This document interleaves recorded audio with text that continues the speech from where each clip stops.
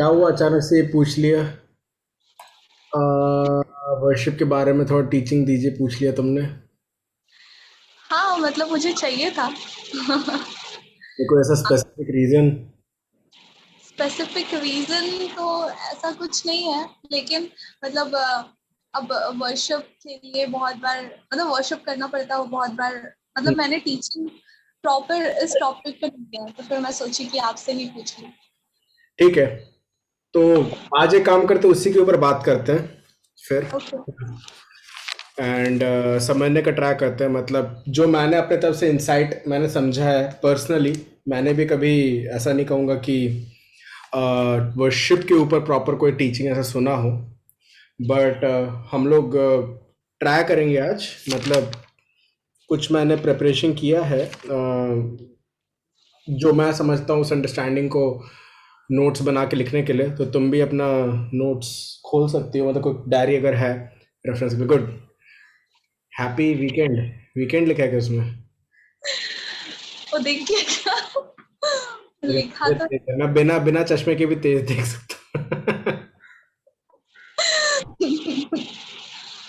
चलो ठीक है, तो जनरली मैं क्या बोलते हैं, अपने क्लास क्लास भी ऐसा, मैं पता नहीं क्यों भूल गया। पहले मैंने बड़े प्रार्थना वार्थना के साथ चालू किया करता हूँ, लेकिन नहीं करता था। लेकिन आज करते हैं एंड समझने का ट्राई करते हैं कि मतलब वर्शिप के बारे में जो एस्पेक्ट, अगर मुझे लगता है कि मेरे लिए वो एक प्रकाशन की तरह था, मुझे जैसा पर्सनली वो हेल्प किया, शायद तुमको भी हेल्प कर सके, है ना?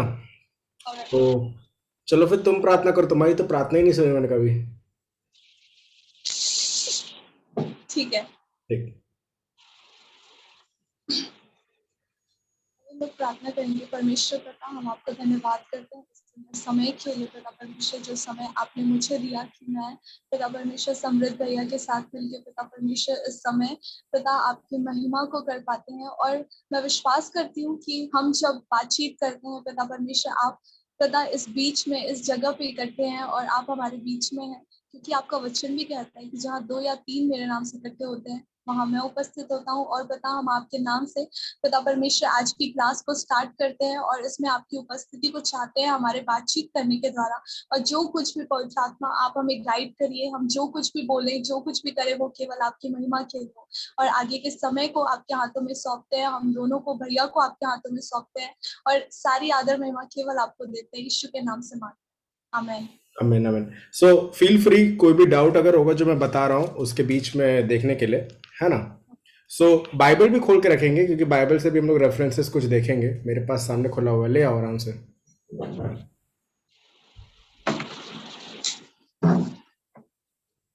ठीक है। ओके। सो जनरली वर्शिप को लेके जो बहुत कॉमन बाइबल वर्सेस लिए जाते हैं, उसी को देखते देखते थोड़ा सा आगे प्रोग्रेस करेंगे, डीपर जाने की कोशिश करेंगे, गहरा जाने का कोशिश करेंगे। So one of the verse जो हमको मिलता है वो यूहन्ना 4, उसके कौन से पद में, कुछ आइडिया? 20 समथिंग। हाँ, 23।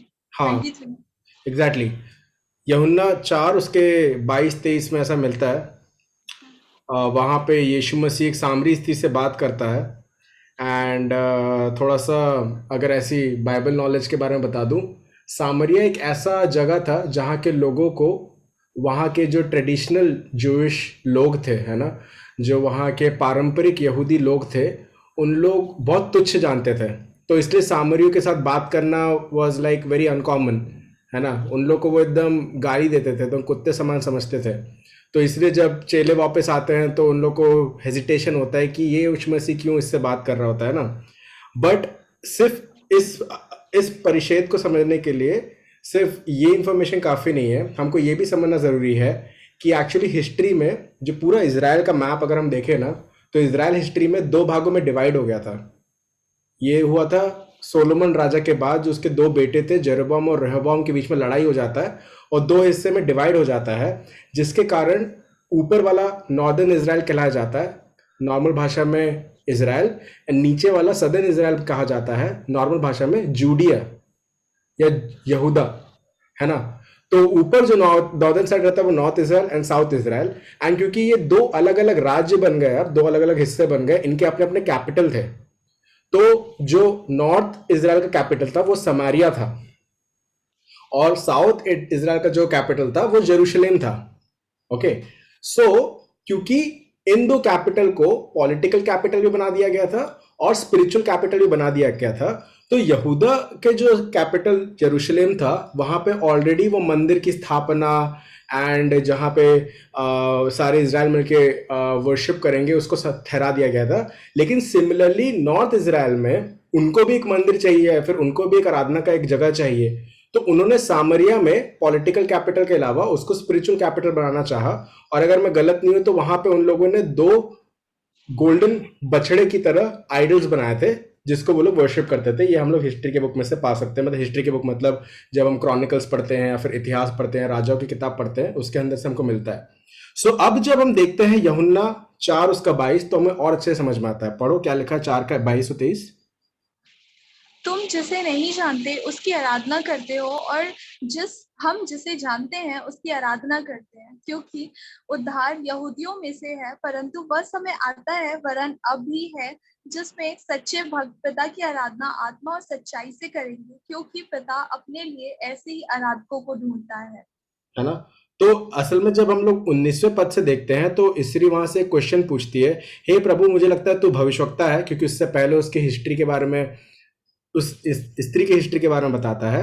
हमारे बाप दादों ने इस पहाड़ पर आराधना की। So she is talking about Samaria, है ना? है। सामरिया के पहाड़ों में हमने आराधना की, और तुम कहते हो, तुम जो यहूदी लोग हो, है ना, जो साउथ इजराइल के मतलब उस वंशज में आगे बढ़ते आए हैं, तुम यहूदी लोग कहते हो कि यहूदिया में, यरूशलेम में आराधना करनी चाहिए। ओके, सो यहाँ पे दो डिफरेंट प्लेसेस के बारे में बात हो रही है ना?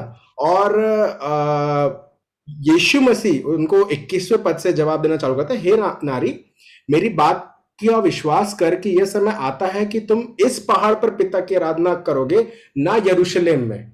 सो it is not about political या फिर एक तरीके से स्पिरिचुअल प्लेस जहां पे तुम ढूंढ रहे हो, या जहां पे तुम सोच रहे हो कि यहां जाके आराधना करना है ना?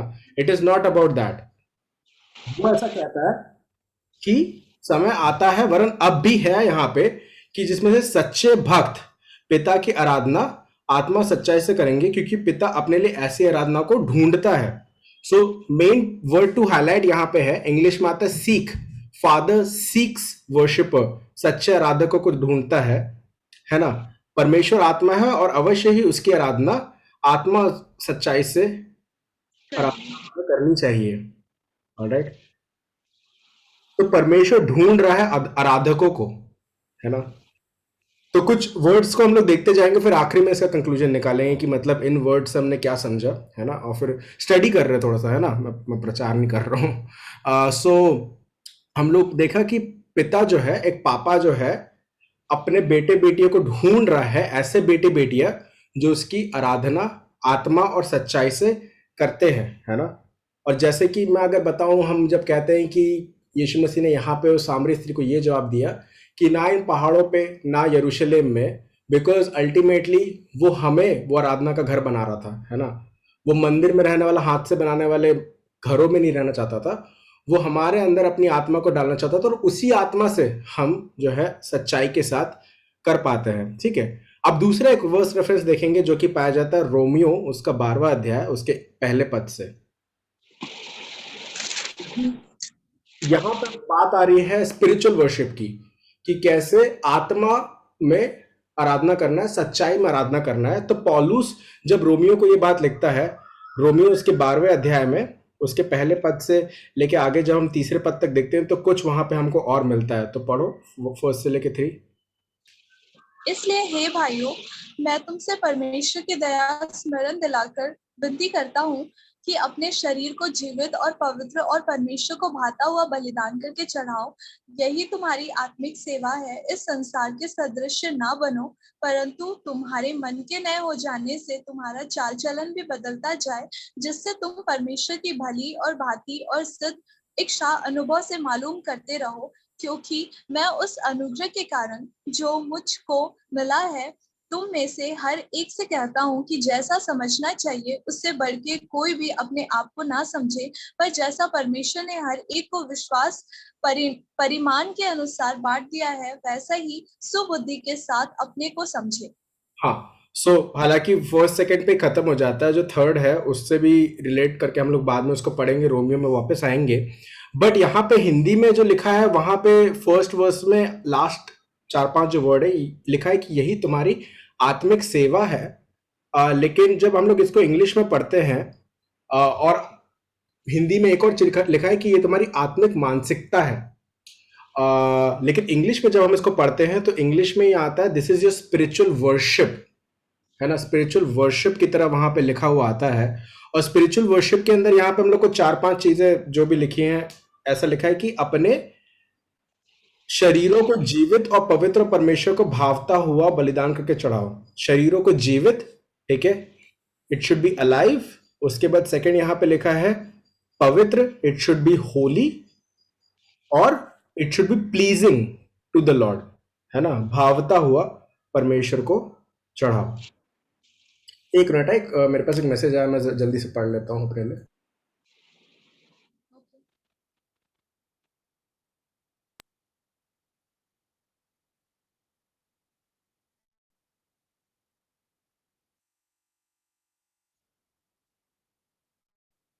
ऑलराइट, सो यहाँ पे हमें कुछ डिटेल्स दिखाई देते हैं कि एक स्पिरिचुअल वर्शिप क्या होता है।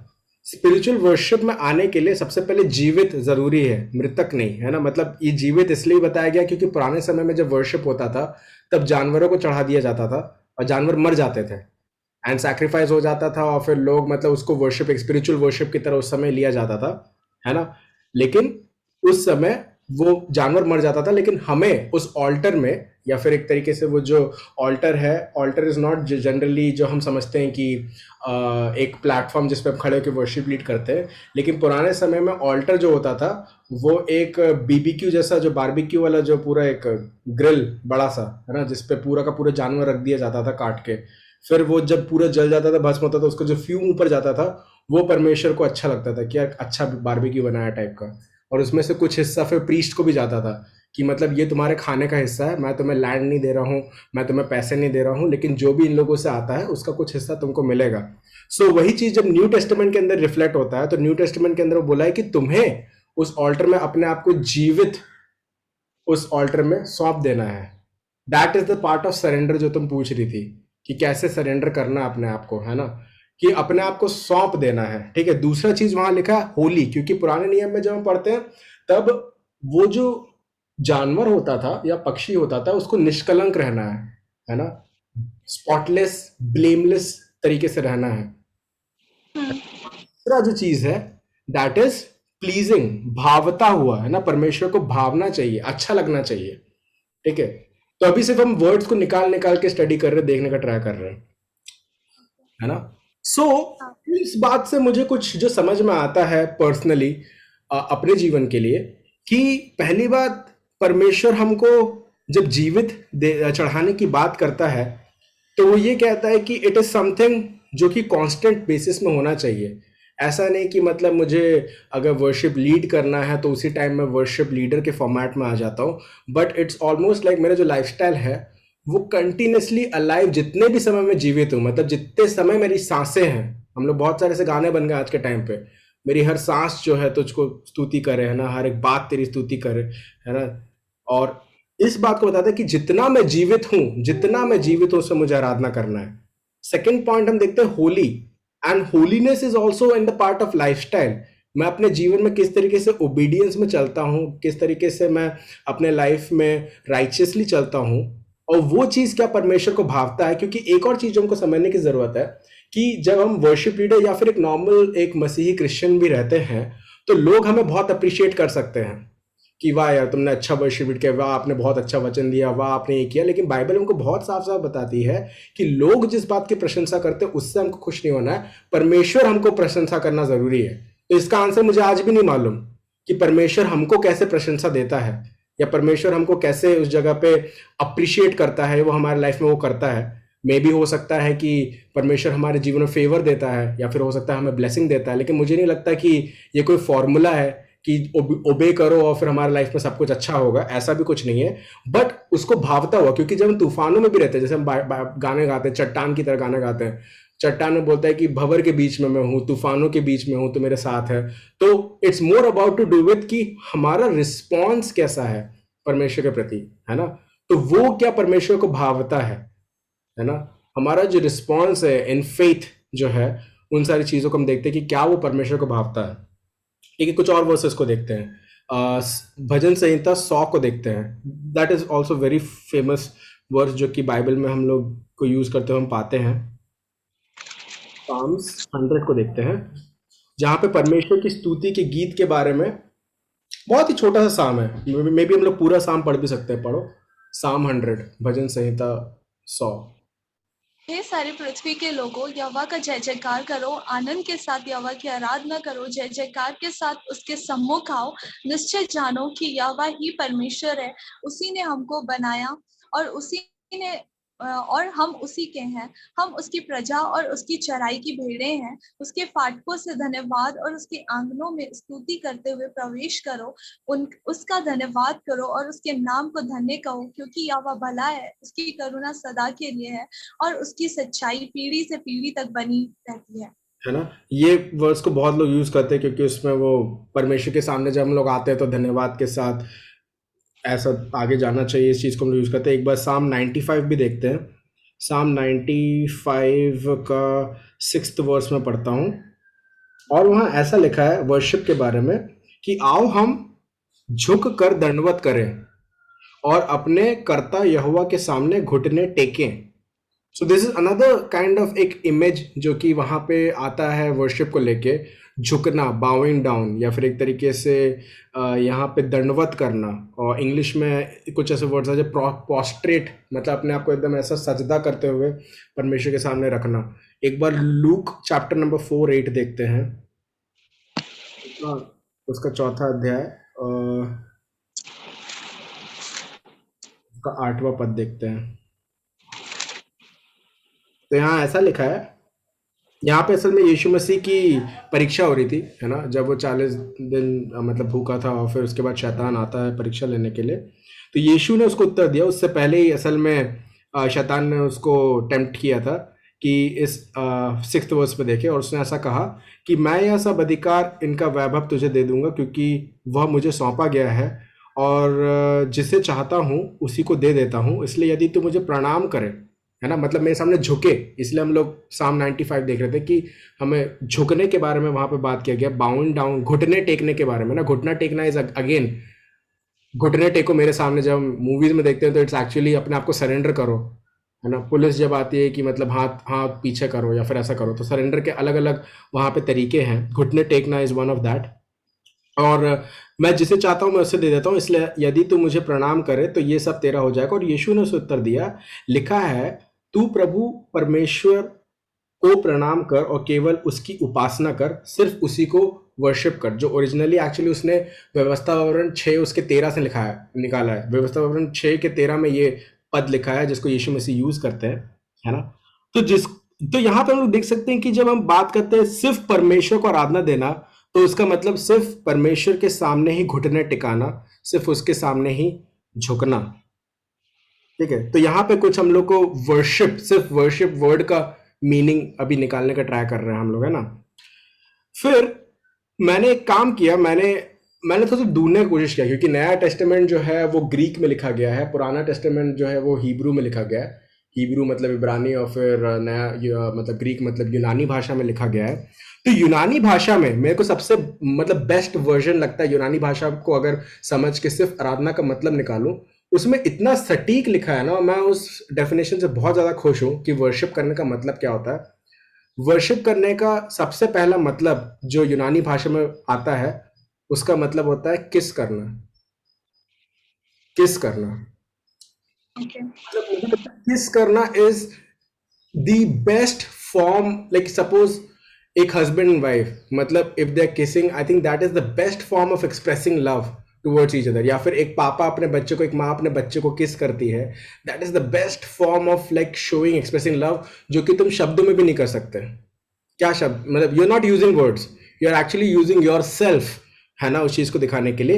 एंड यही एक साइकिल हमको समझना जरूरी है। एन एक्सप्रेशन, मतलब दूसरा एक मीनिंग जो आता है ग्रीक में, वो है एक्सप्रेशन ऑफ रेवरेंस, मतलब आदर देने के ऊपर। परमेश्वर को हम आदर देते हैं, बहुत आयत से जब आदर देते हैं उसको हम वर्शिप कहना कहते हैं। और थर्ड मीनिंग है अपने आप को झुकाना, प्रोस्ट्रेट, एकदम रिस्पेक्ट के साथ, या फिर जब हम परमेश्वर से कुछ मांग रहे हैं, एक ऐसे बड़े व्यक्ति के सामने कुछ मांग रहे हैं और हम अपने आप को पूरा झुका के ऐसे सजदे की तरह लेटे हुए हैं और उससे रिक्वेस्ट कर रहे हैं कि क्या हमें कुछ दोगे, एक सप्लीकेशन, एक एप्लीकेशन तुम परमेश्वर के सामने मांग रहे हो, एक बड़े इंसान के सामने मांग रहे हो, इसलिए तुमको उस पॉस्चर में आना जरूरी है। So that is like that is the heavenly posture, जो कि मतलब वहां पे बात किया गया है। ऐसे 3 अलग अलग उसके मीनिंग बताए गए हैं, बट सबसे पहला वाला is like very clear to me, क्योंकि वो ये बता रहा है it's to kiss the Lord, it's to love the Lord, है ना। Worship is to love the Lord. अब लव के कारण ही हमारे लाइफ में ओबीडियंस आता है। अब इसको समझना थोड़ा सा, कि परमेश्वर कहता है कि मेरी बातों को मानो, या फिर मेरे इच्छाओं पे चलो, मेरे वचनों पे चलो, मैंने जो आज्ञा दी उस पे चलो। तो हम क्यों चले? डर के मारे चले क्योंकि परमेश्वर हमको नरक में भेज देगा, या फिर इससे चले क्योंकि हम क्रिश्चियंस हैं, हम दूसरे भगवानों को नहीं मानते, तो एक भगवान को मानते हो तो इसकी बात तुमको मानना है, या फिर मेरे हमारे घर वालों ने मेरे ऊपर प्रेशर डाला है कि तुम क्रिश्चियन हो, नहीं चर्च में ऐसा बैठना रहता है, चर्च में ऐसा करना होता है, सर ढांकना होता है, हम इसलिए वो ओबीडियंस को फॉलो कर रहे हैं। या जो अभी तक हम ओबीडियंस समझ रहे थे वो सिर्फ एक रिचुअल था, है ना। हो सकता है कि बहुत सारे कलीसिया में या फिर बहुत सारे मीटिंग में आज हम आराधना से शुरुआत करते हैं, लेकिन ये रूल किसने बनाया है? लेट्स से कि आराधना से ही शुरू करना चाहिए। दैट मीन्स मतलब आपका लाइफस्टाइल आराधना का नहीं चल रहा था और आपको आराधना की जरूरत पड़ रही है कि अपने आप को स्पिरिचुअल फॉर्म में ले आए, तब जाके ही आप वचन रिसीव कर पाएंगे। तो ये तो थियोलॉजी गलत हो गया, मतलब आपका जो धर्मशास्त्र का आपने जिस नींव को डाला है वही मुश्किल हो गया।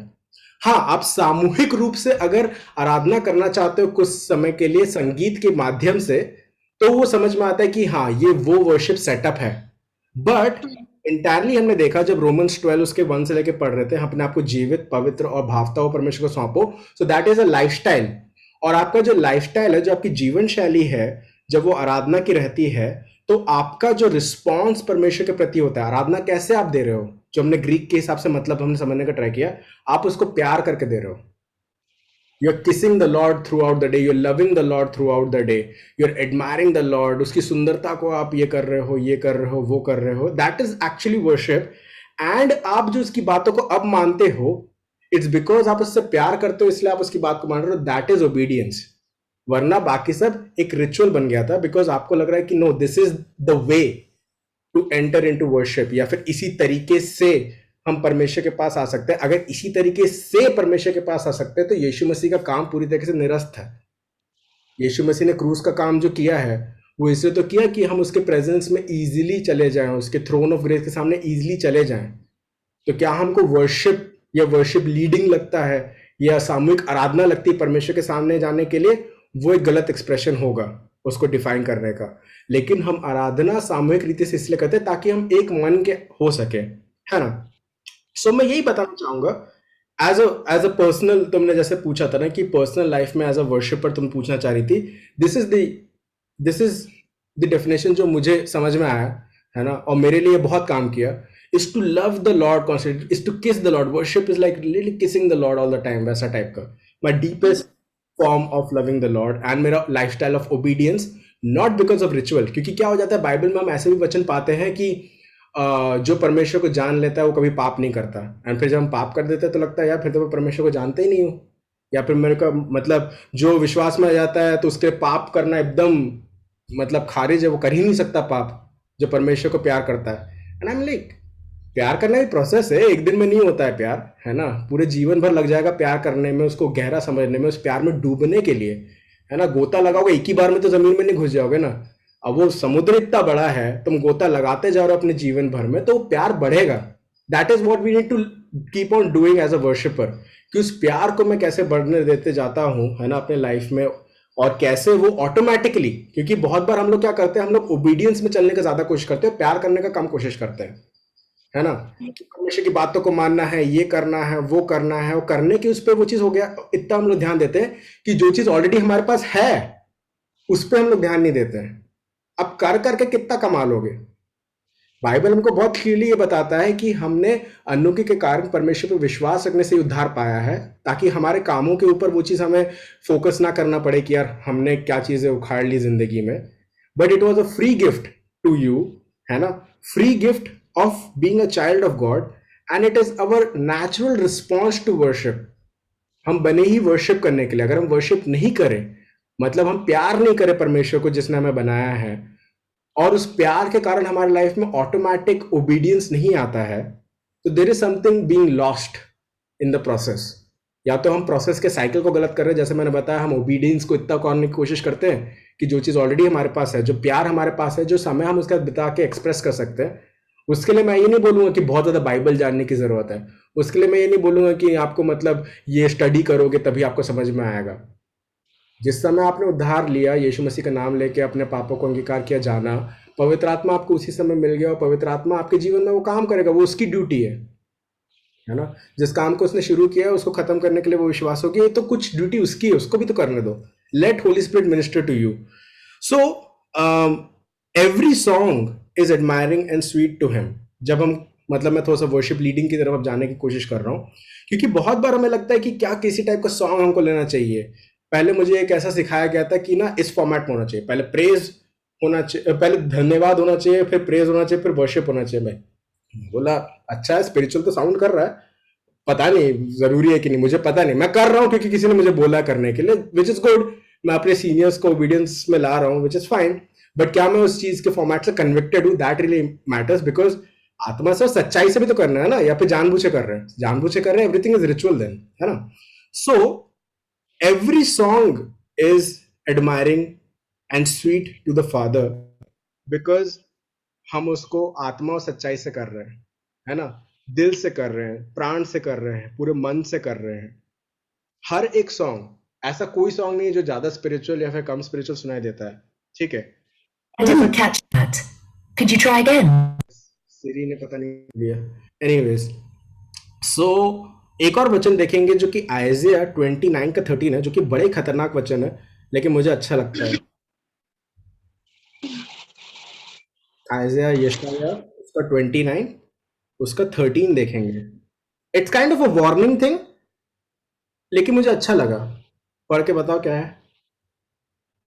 प्रभु ने कहा, ये लोग जो मुझ से मेरा आदर करते हुए समीप आते परंतु अपना मन मुझसे दूर रखते हैं, और जो केवल मनुष्यों की आज्ञा सुन सुनकर मेरा भय मानते हैं।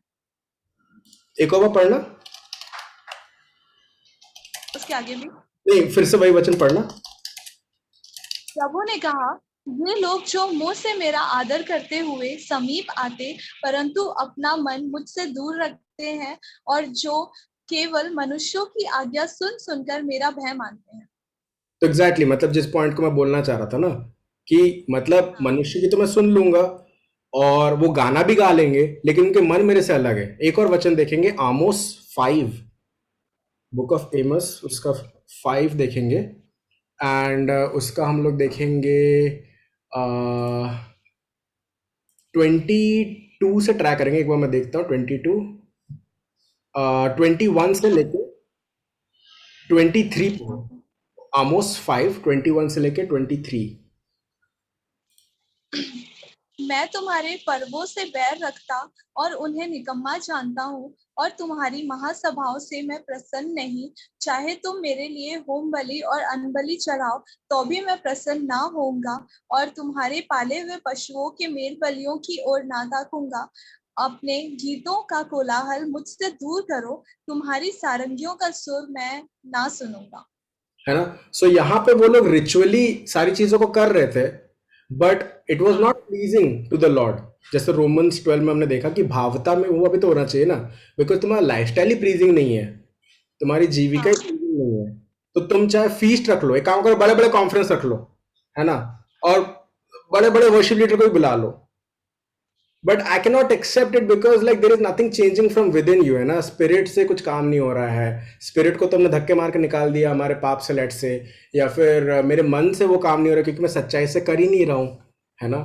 तो इंग्लिश में खतरनाक लिखा है, इंग्लिश में 23 ऐसा लिखा है, take away from me the noise of your song. वो जो गाने गाने को बोलता है वो बोलता है नॉइज है, शोर हो रहा है तुम्हारा बस। I will not listen to the music of your harps. तो I would not personally want कि मैं जब वर्शिप लीड करूं तो परमेश्वर कभी मुझे ऐसा बोल दे, समझ रहे हो। मैं नहीं चाहूंगा कि परमेश्वर मतलब एक दिन तुम वर्शिप लीड कर रही हो और स्वर्ग से आकाशवाणी हो रही थी, निधि यार बंद करे, सब शोर हो रहा है, जो गिटार बजा रही है ना मुझे नॉइज की तरह सुनाई दे रहा है, बिकॉज दिस इज हिपोक्रेसी एक तरीके से। So that is a tough part, a warning, but also true कि वाई इट इज इंपॉर्टेंट, जो अभी तक अपन ने पढ़ा समझा, why this part is important as a worshipper, कि परमेश्वर के सामने हम लोग झुक रहे हैं। ऑलराइट, धीरे धीरे वर्शिप लीडिंग की ओर बढ़ रहे हैं हम लोग। साम 33 देखेंगे हम लोग एक बार।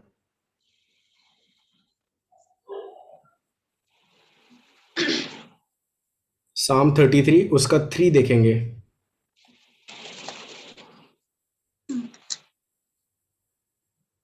उसके लिए नया गीत गाओ, जय जयकार के साथ भली भांति बजाओ। एग्जैक्टली, सो इंग्लिश, हिंदी में ऐसे लिखा भली बात ही लिखाओ बजाओ, इंग्लिश में एक्चुअली लिखा आता है प्ले स्किलफुली। ठीक है, अब मैं 3 लेवल पे इसको डिवाइड करना चाहता हूं, है ना। First of all, first level is worship, जो कि जिसके बारे में मैंने समझा, परमेश्वर को प्रेम करना।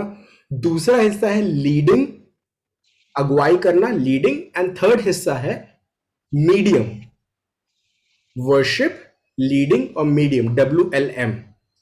वर्शिप, जिसके बारे में हमने देखा कि वो हमारा रिस्पॉन्स है, क्योंकि उस प्यार के प्रति हम रिस्पॉन्स कर रहे हैं और अपने लाइफ में ओबीडियंस को ला रहे हैं, एक लाइफस्टाइल। लीडिंग, जो कि गिफ्ट है जिसको हमें ऑपरेट करना होता है। एंड मीडियम, वो टूल है जिसको हमको स्किलफुली यूज करना होता है। ठीक है, ये 3 हिस्सा देखेंगे। तो मैंने क्या हमने यहां देखा कि हमें नए नए गाने बजाने हैं, स्किलफुली बजाना है। सो दिस इज लाइक मीडियम, है ना, कि तुम्हारे लिए तुम्हारा गिटार इज अ मीडियम, किसी के लिए किसी का झाड़ू इज अ मीडियम, किसी के लिए किसी का पेन इज अ मीडियम, किसी के लिए उसका प्रभाव इज अ मीडियम, किसी के लिए उसके लिए बोली इज अ मीडियम। कैसे समझने का ट्राई करेंगे। तो होली स्पिरिट के बारे में भी मतलब मैं थोड़ा बताऊंगा कि मतलब होली स्पिरिट का इस चीज के पीछे बहुत बड़ा हाथ आता है, बट अभी ये 3 को समझने का ट्राई करेंगे।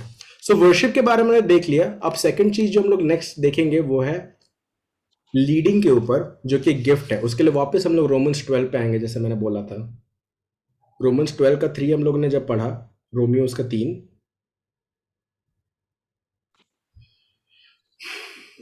रोमियो उसका 12 का 3, सॉरी।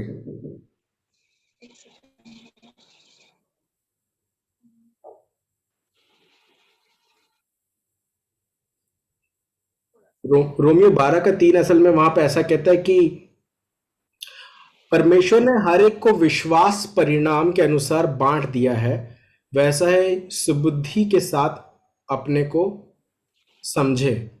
परमेश्वर मतलब ही has lot of gifts to the church, है ना, बहुत सारे गिफ्ट्स दिए हैं।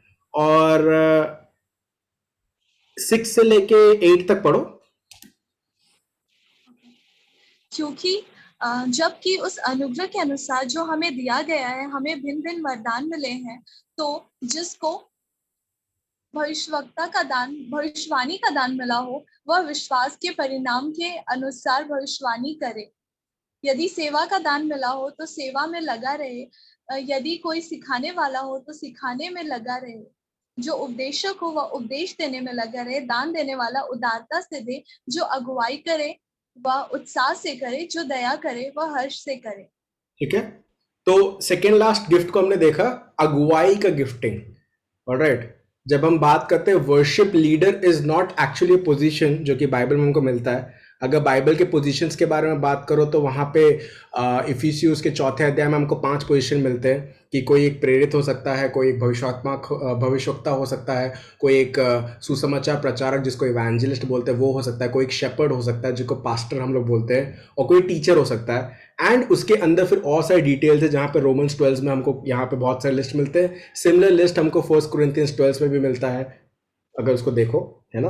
बट एक स्पेसिफिक गिफ्ट जिसके बारे में मैं बता रहा था, हमें वर्शिप के बारे में पता चल गया एंड लीडिंग के बारे में हम देख रहे हैं कि leading is a gift. Okay, worship leading is a leaders gift. एक अगुवाई करना अगुए होने का गिफ्ट है, वरदान है. So you need to worship, then you need to use the gift of the Holy Spirit जो कि अगुवाई का है, and now you are using the medium of your music and guitar, जिसको तुम मिला के you become let's say worship leader. I don't know कि ये डेफिनेशन मतलब बाइबल से हमको मिलती है, but with the combination of all these three elements we no कि एक वर्शिप लीडर का रोल कैसा है. Got it? इन के साथ मुझे मिलके पता चला कि एक वर्शिप लीडर का रोल कैसा है. So one of the thing जो कि हमको समझने का जरूरत है कि medium need to be polished. जो भी हमारा टूल होता है उसको हमको पॉलिश करना है. अगर मैं पेन यूज करता हूं तो मेरी राइटिंग स्किल इंप्रूव होनी चाहिए. अगर मैं बोलता हूं तो मेरे बोलने की शैली इंप्रूव होनी चाहिए. अगर मैं पढ़ाता हूं तो मेरी पढ़ाने का शैली इंप्रूव होना चाहिए. और मैं गिटार बजाता हूं तो मेरे गिटार बजाने का शैली वो शाइन होना चाहिए, वो बेटर होना चाहिए. And that is what we are doing अपने क्लास के बीच में, है ना. हम लोग गिटार को उस चीज में फ्लुएंटली करने जा रहे हैं क्योंकि ये सपोर्ट करेगा किसको? मेरे लीडिंग को. हाँ. व्हाट यू आर डूइंग, तुम्हारी अगुवाई करने का जो लीडिंग तुम्हारा जो स्टाइल है, जो तुम्हारे पास एक गिफ्ट मिला है, उसको सपोर्ट करेगा. बट द मेन थिंग जो उस लीडिंग को हेल्प करता है that is the Holy spirit, क्योंकि वो होली स्पिरिट का वरदान है और वो होली स्पिरिट के द्वारा ही अच्छी तरीके से पूर्ण मात्रा से संचालित हो सकता है. ठीक है, इसको समझने के लिए हम लोग देखेंगे यूहन्ना उसका 16वां अध्याय उसका 13वां पद.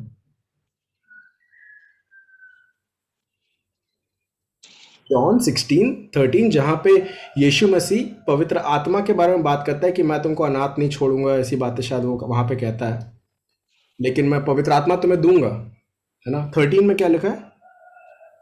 परंतु जब वह अर्थात सत्य का आत्मा आएगा तो तुम्हें सब सत्य का मार्ग बताएगा, क्योंकि वह अपनी ओर से ना कहेगा, परंतु जो कुछ सुनेगा वही कहेगा और आने वाली बातें तुम्हें बताएगा. हाँ, सो जो कुछ सुनेगा किससे सुनेगा? परमेश्वर से, यीशु मसीह से. परमेश्वर से, यीशु मसीह से, लेट से, क्योंकि वही लोग अभी स्वर्ग में, लेट से, है ना. एंड रोमन्स में एक और वचन आता है जहां पे तुम आत्मिक जन हो और इसलिए तुम आत्मिक आत्मा की बात समझ सकते हो, और क्योंकि जो आत्मा है वो परमेश्वर की दिल की बातों को जानता है, तब आके वो हमें रिलीज करता है. सो अल्टीमेटली जब हम वर्शिप लीड कर रहे हैं, जो कि हम लोग और उसको हल्का सा तोड़ेंगे, ये हम परमेश्वर के लिए कर रहे हैं. इससे तो नहीं कर रहे कि यार देखो मैं बहुत स्किलफुल हूँ या मुझे गाना बहुत अच्छे से आता है ना. फर्स्ट ऑफ ऑल तो मैं वर्शिप करता हूँ क्योंकि मैं परमेश्वर से प्यार कर रहा हूँ. I am just using every form possible, every medium possible जिससे मैं परमेश्वर को प्यार कर सकूं. मेरे पास अगर गिफ्ट नहीं भी होता तो मुझे परमेश्वर को प्यार करना आना चाहिए. लेट्स से कि एक छोटा बच्चा है, बाइबल में ये लिखा है कि दूध पीने वाले बच्चों से परमेश्वर अपनी स्तुति को लेता है. हम लाइक ये कैसे, क्या कर रहा है इसको कुछ पता ही नहीं है. He doesn't have the gift, he doesn't even know कि इसके पास होली स्पिरिट है, लेकिन क्या वो आराधना नहीं कर रहा परमेश्वर को? सृष्टि तक आराधना करती है, ऐसा मतलब बाइबल बताती है. सृष्टि में हर एक जीव जिसमें श्वास है वो आराधना करती है ना. हेवन, स्टार्स, ओशंस, हर चीज, मतलब जब ओशंस में वेव्स बनते हैं तो बोलते हैं कि वो तालियां बजा रहे हैं, ऐसा दिखाई पड़ता है. बाइबल हमको ऐसे ऐसे इमेजरीज देती है. So the role of Holy Spirit is very important जब हम लीडिंग के बारे में बात करते हैं, क्योंकि देखो पवित्र आत्मा पिता को प्यार करता है, पिता पर पुत्र को प्यार करता है, पुत्र पवित्र आत्मा को करता है, पवित्र आत्मा पुत्र को करता है, पुत्र पिता को करता है. तो वो जो ट्रिनिटी है ना, इसके बीच में इन लोग को पता है कि यार एक्चुअल लव रिलेशनशिप होता क्या है. Probably they are the best lovers in the world, ये तीनों एक दूसरे को, है ना. And we receiving the Holy Spirit are trying to understand अपने जीवन भर में, जैसे मैंने बताया था हम गोता करते हुए जा रहे हैं, we are trying to understand कि उसको कैसा प्यार करना है. So when we are worshipping, let's say when we are obeying what God has doing, और obedience is like a response towards the love, तो हम सीख रहे हैं कि उस आगे कार्यता में कैसे चलना है, उस प्यार कैसे करना परमेश्वर को. लाइक किसी हस्बैंड वाइफ है तो मतलब या फिर कोई फ्रेंड्स है ना, तो उसको पता है कि नहीं इसको क्या चीज़ पसंद है तो वो करके दे रहा है. इसको पता है कि इसको क्या चीज़ें पसंद है. या फिर एक बेटी और पापा है और बेटी को लग रहा है कि अरे मैं कुछ गलती कर दी तो मेरे पापा को बुरा लगेगा. सो इट इज द रेवरेंस. वहां पे रिस्पेक्ट भी है, एक डर भी है, भय भी है, जिसको बोलते हैं डर नहीं. डर इज लाइक डरने वाला डर, और भय वाला भय मानने वाला भय होता है. अलग अलग है दोनों में डिफरेंस. परमेश्वर का भय मानना चाहिए, परमेश्वर से डरना नहीं चाहिए. कहने का मतलब डरना भी चाहिए, गलत करते तो डरना भी चाहिए. लेकिन अब हम लोग उस चीज के बारे में बात कर रहे थे कि Holi Spirit is very important जब हम लीड करते हैं. ऑलराइट. एंड हम लोग पॉलिश करते हैं. सो फाइनली मैं ये समझाने का ट्राई कर रहा था इन तीनों चीजों में, वर्शिप, लीडिंग एंड मीडियम में, है ना. इन तीनों के मिश्रण को हम समझ के हम लोग आउटपोर कर रहे हैं जब भी हम लोग लेट से बुलाया जाता है हमको, या फिर हम संचालन कर रहे हैं. सो व्हाट आर वी संचालिंग हम लोग किस बात को लीड कर रहे हैं, इज तुम्हारा अपना लव जो परमेश्वर के पास है. ओके. फॉर एग्जाम्पल अभी रिसेंटली मैंने लास्ट फ्राइडे वर्शिप लीड किया अपने चर्च में. एंड मुझे ऐसा लगा कि मैं अगेन वो किस वाले क्या बोलते हैं मीनिंग को अपने माइंड में बैठाया था. And we saying we are the bride of Christ. हम परमेश्वर की, यीशु मसीह की दुल्हन है. तो उस हिसाब से हमें किस प्रकार प्यार करना अपने दुल्हे को, है ना. So I was trying to bring that gesture. अब वो जेस्चर कैसे आएगा जब मेरे पास पर्सनली अपने लाइफ में वो जेस्चर नहीं होगा. So what's happening, you being a worship leader with a medium of guitar, probably you say you are in this level, है ना. तुम इस लेवल पे हो क्योंकि तुम परमेश्वर को अपने लाइफ में जहां से उठते हुए उस लीडिंग को समझने पाई, पवित्र आत्मा की बातों को सुनने पाई, और उस वर्शिप के उस मीडियम को, तुम गिटार को भी स्किलफुली बढ़ाते जा रही हो, तो तुम यहाँ पे हो. इन दैट रिस्पेक्ट जो पोजीशन में तुमको परमेश्वर ने गिफ्ट दिया है, नॉट ऐसा कि दूसरे लोग से ऊपर हो, हम लोग सब बराबर हैं. But in that same respect बाकी लोग लेट से यहाँ पे हैं, है ना. बाकी लोग यहाँ पे हैं. They don't understand how exactly it is to love the Lord. They don't understand how exactly, मतलब मेरे पास म्यूजिकल स्किल तो नहीं है लेट से, या फिर मुझे लेट से मेरे पास वो अगुवाई का भी वरदान नहीं है, क्योंकि अगुवाई का वरदान तुमको मिला है. So they are all worshippers. They might not have the gift, है ना. लेकिन उनको अगुवाई करने के लिए तुमको चाहिए कि तुम उनको अगुवाई करो, लेके जाओ कहीं पे ना. You take Yes. it to a place. So that how it functions. कि मतलब तुम अपने लाइफ में जिस पोजीशन में हो, why people are calling you is because परमेश्वर उस दीवट को ऊंची जगह पे रख रहा है सबको, लेट से, है ना. सबको उस ऊंचे दीवट पे उस जगह पे रख रहा है, क्योंकि तुम अंधारे, मतलब तुम्हें नीचे रखने की क्यों जरूरत है, ऊपर रखेगा. So that everybody can see, and then you are taking them all again to the presence of the Lord, let say, है ना. इसका कोई बाइबल प्रूव नहीं है ना. बट इसका कोई स्क्रिप्चुरल रेफरेंस नहीं है जो मैं दूंगा. But then you are able to help them understand how it is to love the Lord through music. So it is not even the music. मैं एक चीज अपने आप को करेक्ट करूं, क्योंकि कभी कभार हमको लगता है कि डिफरेंट जॉनराज हैं, है ना. ये तो डेथ मेटल बना रहा है, या फिर ये तो दूसरे टाइप से वो कर रहा है, ये इलेक्ट्रिक गिटार यूज कर रहा है, ये ऐसा वी शेप का गिटार यूज कर रहा है. So I would say let's not जज द म्यूजिक, बट अंडरस्टैंड कि उस गाने के बोल क्या है. ऑलराइट.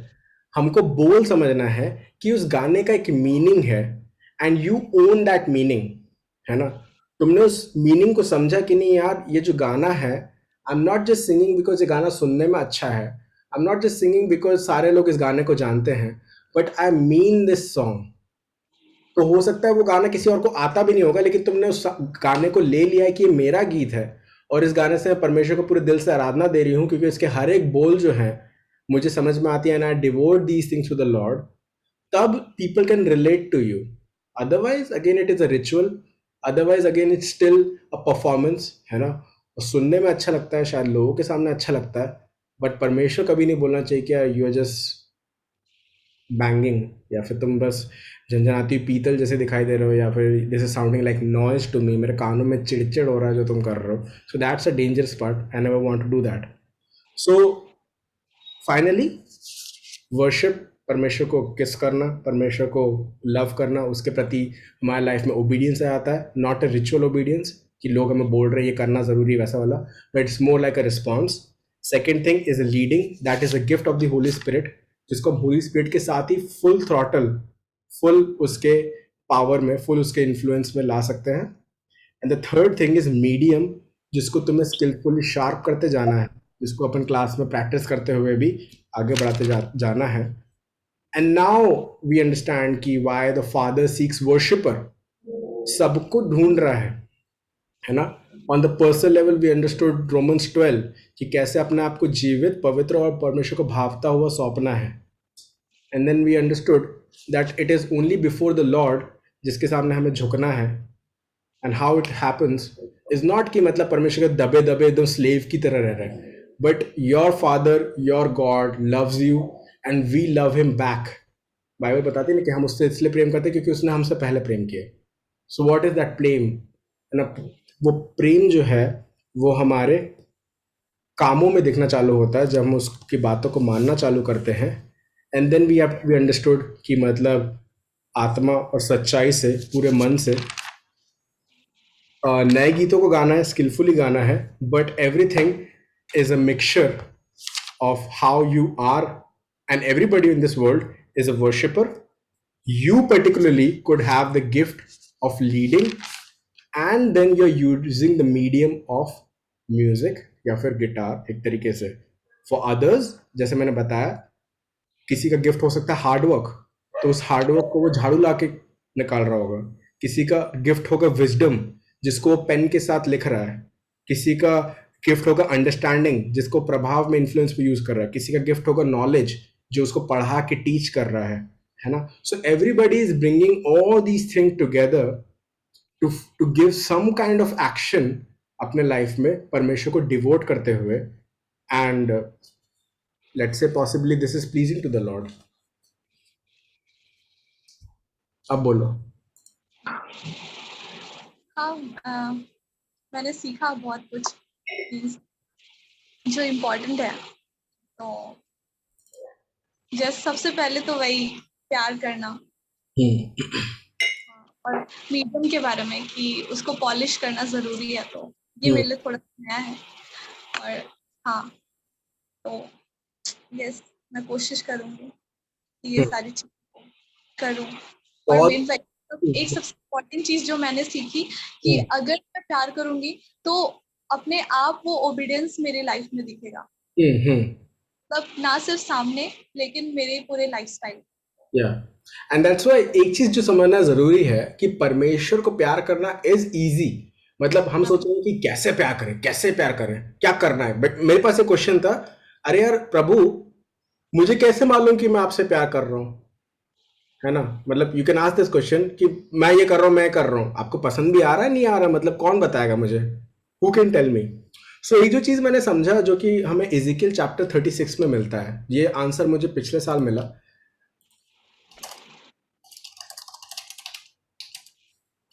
इज़ेकिएल चैप्टर 36 उसका 26 लिख सकते हो नोट्स में. 26. हाँ 25 भी पढ़ सकते हो. 25 एक मिनट बताता हूँ मैं. 24 से लेकर 27 पढ़ो.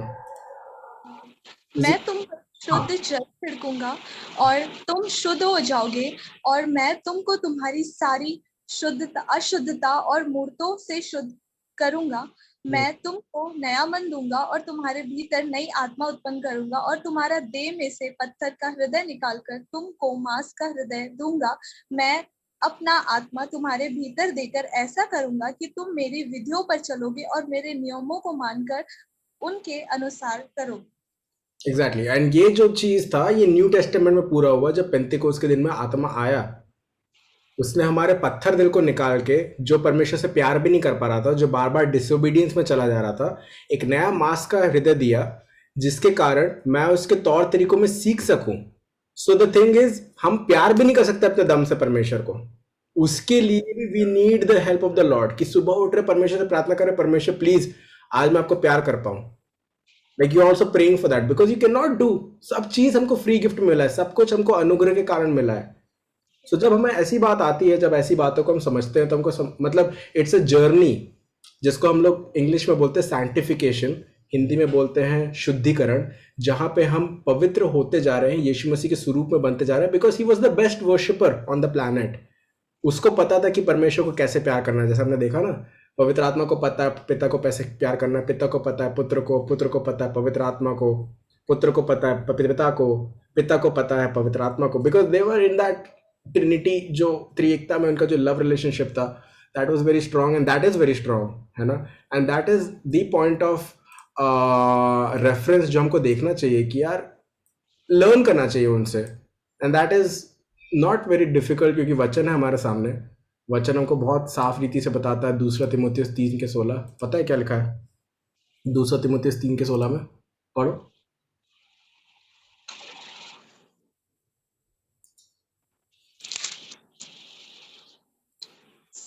संपूर्ण पवित्र शास्त्र परमेश्वर की प्रेरणा से रचा गया है और उपदेश और समझाने और सुधारने और धार्मिकता शिक्षा के लिए लाभदायक है ना। सो हमारे पास वचन है, हमारे पास आत्मा है। बाइबल हमें इफिसियों के किताब में ये भी बताती है कि उसने हमें सारी आत्मिक आशीषों से नवाजा है। तो मतलब we are not lacking anything in terms of बात करें कि यार हमें नहीं समझ में आ रहा, कैसे नहीं समझ में आएगा। What you need to do is invest on your love relationship with the Lord, and बाकी सारी चीज़ें तुम्हारे पीछे आती जाएंगी। जैसे कि मत्ती में लिखा है ना, तुम परमेश्वर की राज और धार्मिकता की खोज करते रहो, बाकी सारी चीज़ें तुम्हारे पीछे जुड़ती जाएंगी।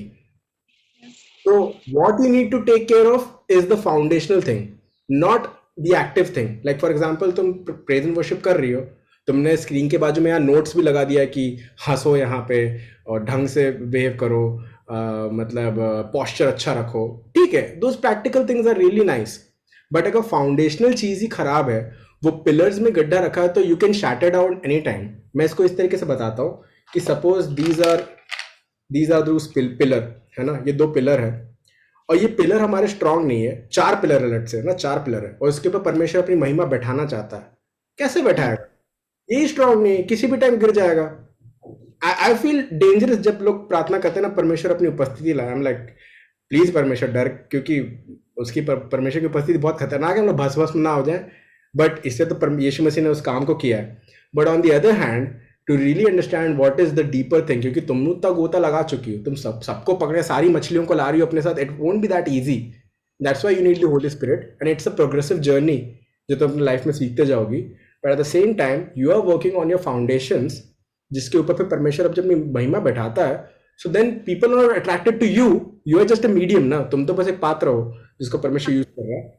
But then people are attracted to God, है ना। यार इस तरीके से क्या प्यार का रिश्ता है जिसको हम देख रहे हैं, and we are following that love, है ना।